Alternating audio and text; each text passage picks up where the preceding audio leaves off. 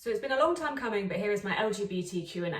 So back in March, April time, I released a video saying if you wanted to send me any questions, feel free to do so. And a few of you have contacted me anonymously via email.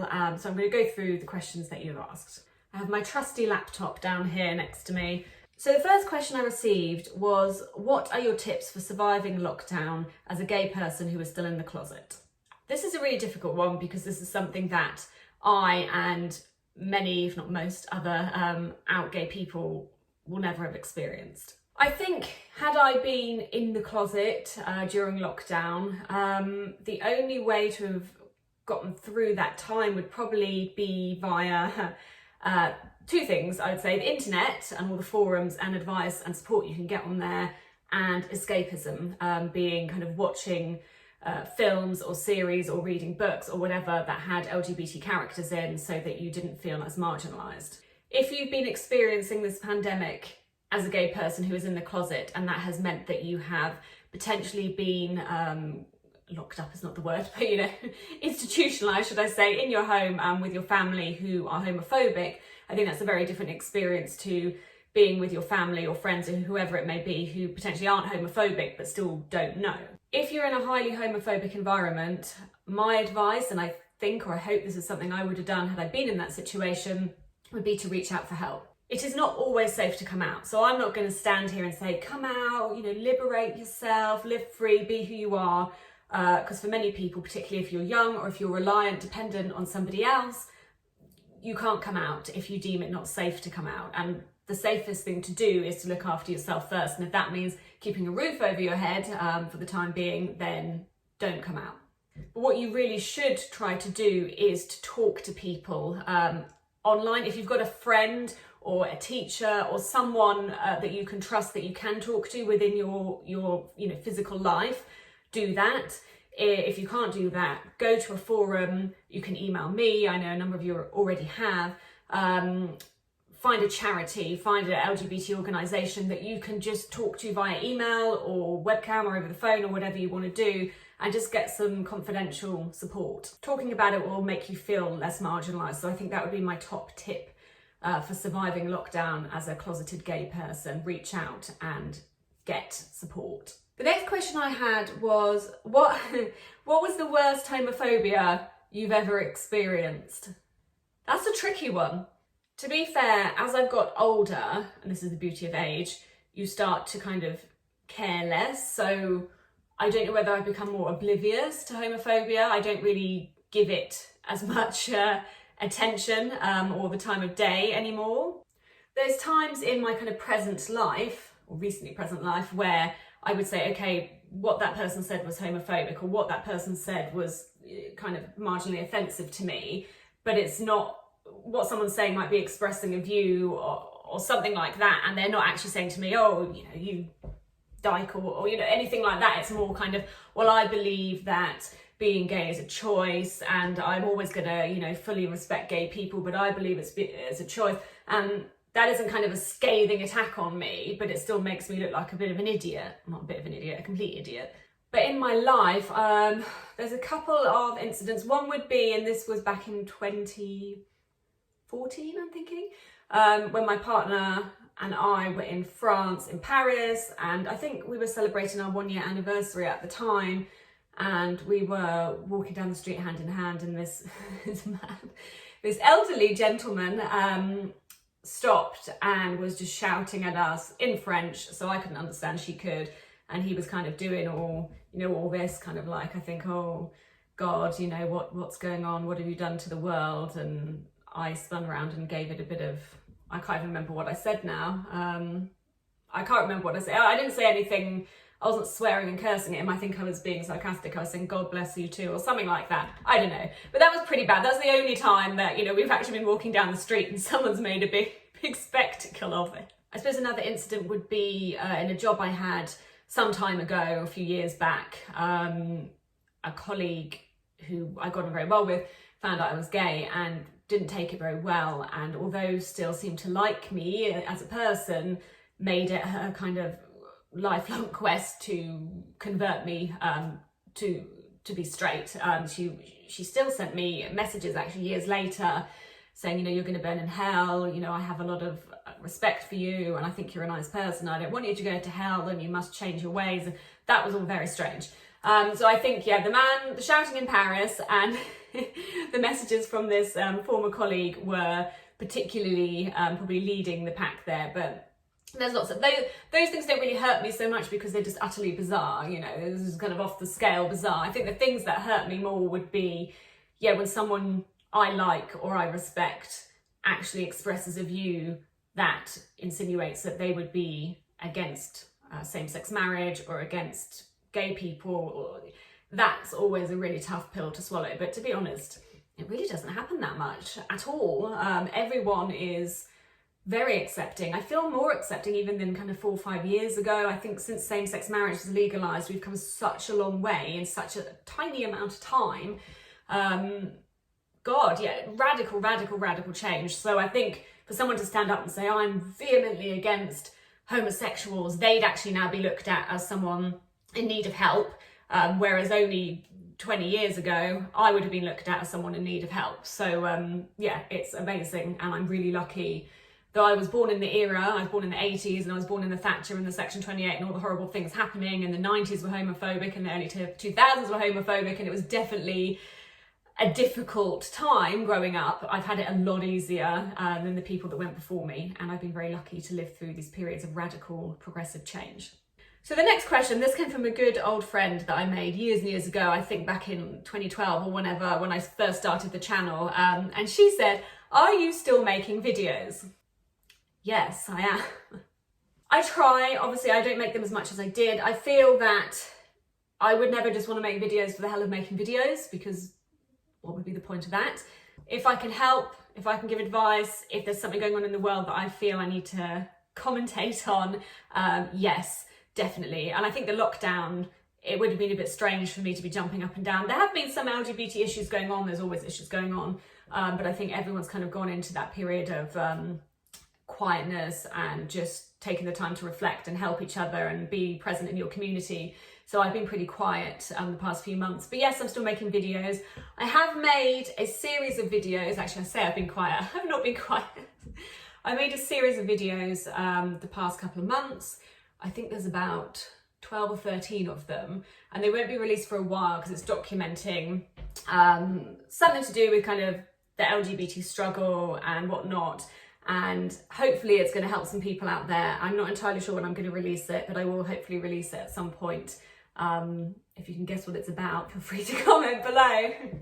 But it's been, yeah, actually a roller coaster lockdown for me, and I have documented some interesting stuff, so you have to wait for that. So the next question I got was, what LGBT character inspires you in a film, series or book? Interesting question. I think if you can name 5 leading gay characters from a film, series or book, then you would be pretty good. It's a struggle to think of many, particularly gay women. I think when gay women are incorporated into films or series particularly, they are often not very kind of taken seriously. They're commodified, they're sexualized in many ways. So that's problematic. I think for me, in terms of series, I probably don't read enough books, unfortunately, particularly kind of fictional books these days. But in terms of series, I would always say Omar Little from The Wire. If you haven't seen The Wire, it was such a kind of gritty and real representation of a gay man. He was brilliant, and what I really liked about him, he was kind of a working class, black, masculine kind of gangster. So everything that being a gay man is particularly not associated with. There's lots of kind of research and debates about what it means to be gay and black, or gay and working class, or gay and hypermasculine. So the way in which that storyline was done was so good, because his gayness was not made an issue. It was just part of who he was, and it was never a storyline that, gosh, how could this gangster be gay? Yes, he experienced homophobia, he was called a faggot, people kind of didn't even have much respect on the street for it, but he was so unashamedly gay, and there was no kind of hype surrounding it. It was as part of who he was. I thought it was brilliant. And if you haven't watched The Wire, watch The Wire. If you're a sociologist and into all that, then you'll really like it. So yeah, Omar Little would be my favourite gay character. He appears a lot in my office. He's in my office at work. He's in my office here. He's right next to me. I will show you. If you can see him there on my board, he says, "I robs drug dealers." And that's what he does. He goes around on the streets with his gun and he robs from drug dealers. So I had 2 more questions, but they both kind of teeter around the same topic. So I formulated them into one, which is advice on coming out, which I think is a recurrent question anytime I do a Q&A. How did I overcome the fear of coming out and the fear of being the black sheep in my family? It took a long time. It was not something I did overnight. It's easy for me to stand here as a 32-and-a-half-year-old woman, but it took a long time. When I was young, I just rejected my sexuality. I didn't realise I was gay until about 17-ish. Looking back, I can see that I was gay. It was very obvious, but it was kind of everything I wasn't meant to be. I was raised Catholic. I didn't have any kind of gay friends or gay family members. I have quite a small family. So I think because of my religious upbringing and because of I was quite a self-conscious, very shy individual, I really struggled for a number of years, and I didn't actually come out until I was, I think, 23 and a half-ish, nearly 24 maybe, which is a long time. You know, by the time you're 24, a lot of people can married with children by then, not so much now, but you know, people have had relationships by then, people have bought their house or rented their first place, or they have lived life, they are going into they're fully in their adulthood. So for me to be nearly 24 and not have told anyone I was gay, I mean, to go through those years of your life from kind of being 16 to your early mid-20s is when you're really meant to be meeting people and having a good time and forming relationships. And I was just like, I think felt that I was on the sidelines kind of peering in at what everyone else was doing. I think my advice would be, remember that you're more than your sexuality. And I think I did a lot of things wrong, and when I look back, I think, you know, obviously I could have come out sooner and I could have been stronger and yada, yada, yada. But the one thing I did right, power to people, was I still really went for it with my education, with my career, with dreams, with the things I wanted to do. My sexuality did hold me back sometimes, because obviously if you're going through a crisis in your personal life, it is going to inevitably have an effect on how well you're doing in other things. So it did affect me, but I didn't let it hold me back. So much as I was kind of on the sidelines looking in at everyone else building relationships and meeting boyfriends, finding husbands and wives or whatever, I was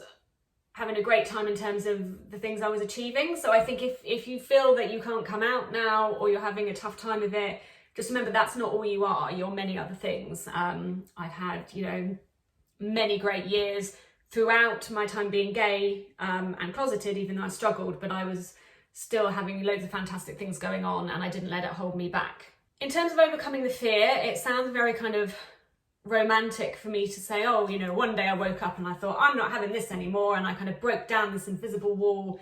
No, I hit rock bottom. I didn't have any respect for myself or for life anymore. And I think when you get to that rock bottom point, you almost don't care. You're just kind of like, you know what, I've hit rock bottom. So if I come out and my family doesn't accept me, or I lose my friends, I don't care, because I'm, you know, having such an awful time with it anyway. I wish there was some magical formula I could give you to say, you know, do A, B, and C, and then you'll overcome the fear. There isn't, and everybody's path is different. But I think watching YouTube videos, seeing the confidence of other LGBT individuals, learning about LGBT history, reading books, and not just about, you know, LGBT issues, but actually about religion and atheism, and for me, moving away from my religion and learning that, you know, a lot of what I held on to really, I can now see was not for me, I think is utter rubbish now, sorry. That helped hugely. I read books about nihilism and Nietzsche and very dark things, but it pulled me out of this kind of social control of religion and culture and everything that was kind of caging me.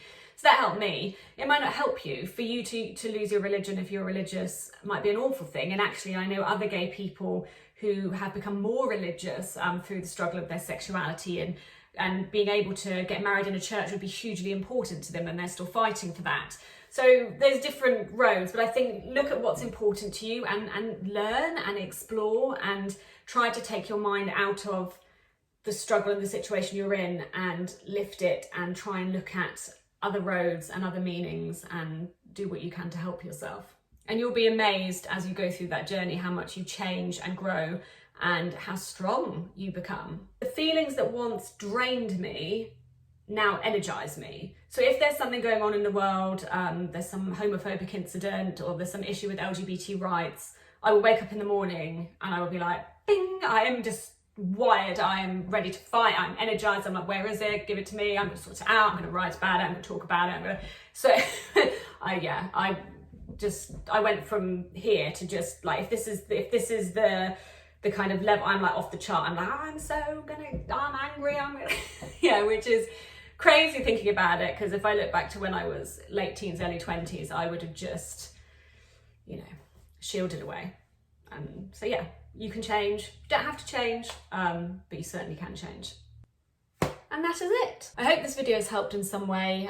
It feels weird increasingly doing videos because I feel a lot older now, which is both liberating and depressing in a number of ways. But as I said when I started this channel, if you need to talk to someone, please talk to me. And I'm very passionate about that, because had somebody said that to me when I was younger and when I was going through that difficult time, it would have made the world a difference. So drop me an email. Obviously it can be anonymously if that helps, and I will write back to you, I promise.